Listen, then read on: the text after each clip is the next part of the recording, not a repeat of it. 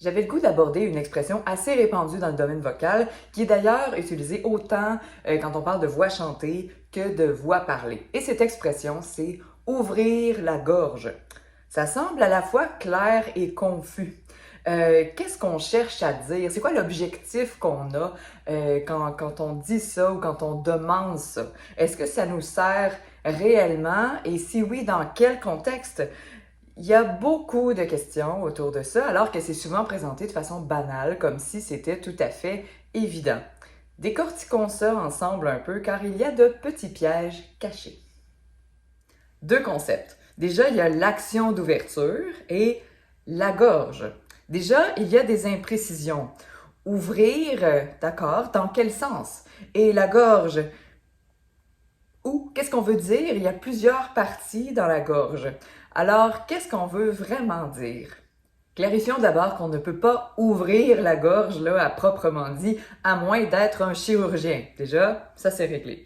On peut élargir certaines parties, on peut en allonger d'autres. Ce sont tous des moyens de créer plus d'espace dans ce qu'on appelle globalement la gorge. Donc, ce sont des choses qui peuvent correspondre à ce qu'il y a dans l'expression. Donc, je peux élargir les parois du cartilage thyroïde, par exemple, en élargissant l'espace entre les sinus périformes. C'est ce qui se passe notamment quand on rit, quand on est super joyeux. Mais je peux aussi élargir le pharynx et l'entrée du larynx en laissant notamment le constricteur du pharynx et la base de la langue tranquille.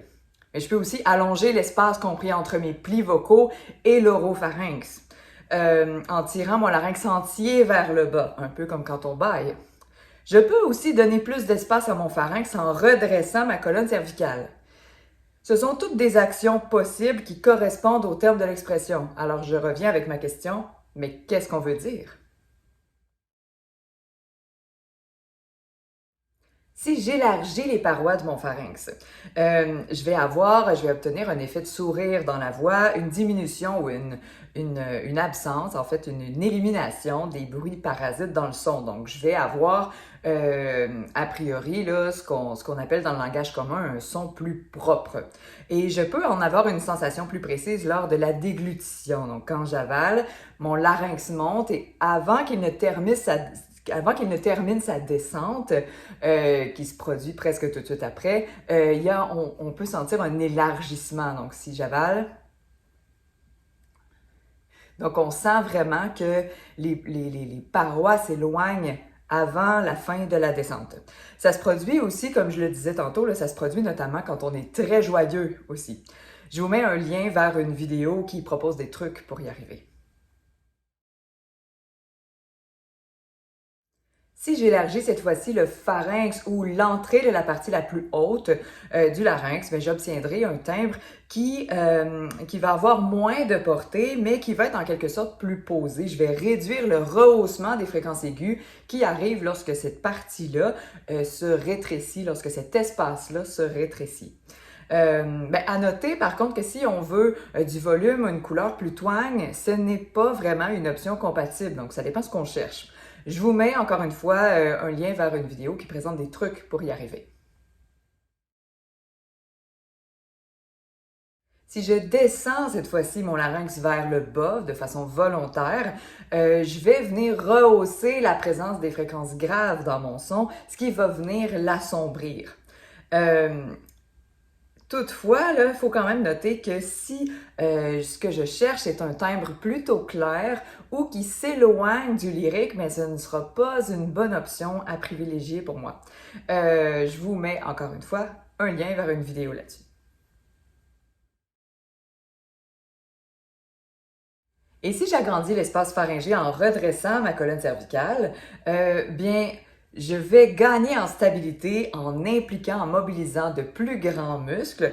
Je peux aussi apporter des changements à la résonance puisque cet espace-là fera désormais partie de la configuration de mon instrument, fera partie du moule dans lequel va voyager l'onde sonore. Encore une fois, un lien vers une vidéo. Bon, ça c'est ce que peuvent sous-entendre les deux termes impliqués dans ouvrir la gorge. Maintenant, mon hypothèse après toutes ces années, c'est que tout ça, ça ne correspond que très rarement à ce qu'on veut vraiment dire. En fait, ce que l'on cherche le plus souvent, c'est une absence de compensation ou de crispation ou de constriction pendant la production vocale. Donc, on entend que ça sonne serré, on voit que la personne semble crispée, alors on se dit spontanément: faisons de l'espace, allégeons, dégageons l'espace. Ça semble logique à première vue, là. Mais pourtant, ce n'est pas parce qu'il y a plus d'espace que c'est forcément plus détendu ou optimal comme production vocale. Donc, ce n'est vraiment pas toujours la solution pour déloger ou pour déjouer une crispation ou une constriction. Je veux la mobilisation juste pour mes besoins, ni plus ni moins, ou un minimum d'effort pour un maximum d'efficacité, pour paraphraser Feldenkrais. Ce qui n'est pas synonyme de paresse, mais plutôt de dosage, de précision, d'équilibre, d'adéquation, de cohérence, qui, à l'opposé de la paresse, demande une exploration, une recherche, une gestion, une maîtrise empreinte de finesse, de flexibilité, ou plutôt d'adaptabilité. C'est loin d'être paresseux. La compensation crispée, si je peux l'appeler ainsi, ressemble à un effet domino. Donc, il y a un élément qui est moins juste, qui est moins bien régulé au départ, qui entraîne une série de répercussions qui viennent à leur tour créer leur lot d'obstacles sur notre chemin. C'est à propos de cet élément déclencheur-là que je veux me questionner. Je veux interroger d'abord les éléments qui sont des piliers dans la production vocale, et qui ont donc un impact majeur sur le reste, comme la gestion de mon débit d'air en termes de quantité, en termes de vitesse, de stabilité ou de constance. Elle est une des clés principales parce que non seulement elle influence beaucoup, mais elle est aussi influencée par beaucoup. Donc, est-ce que ça correspond à ce que je suis en train de faire en ce moment vocalement, cette gestion-là? Est-ce que j'ai besoin d'explorer une façon d'ajuster le tir, de raffiner ma gestion du débit d'air? Un autre élément sous-estimé et à questionner comme déclencheur est la configuration de ma langue et donc de l'espace à l'intérieur de ma bouche. En se rappelant que plus grand est rarement une solution fonctionnelle de toute façon. Bref, ouvrir la gorge abrite son lot de confusion, parce que même si l'intention peut être claire, son expression même ne l'est pas du tout. Et ça peut non seulement ne pas nous aider, mais aussi nous nuire. Hein?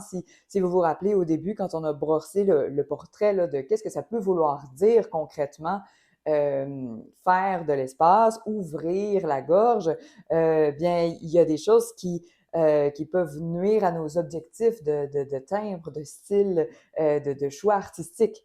Donc, c'est important à tenir en compte. Donc, si je travaille dans une direction, mais que cette direction-là va à l'encontre de mes objectifs, ben, je suis pas avancée et ça peut simplement causer du découragement ou de la frustration de pas réussir à s'améliorer dans la direction qu'on souhaite.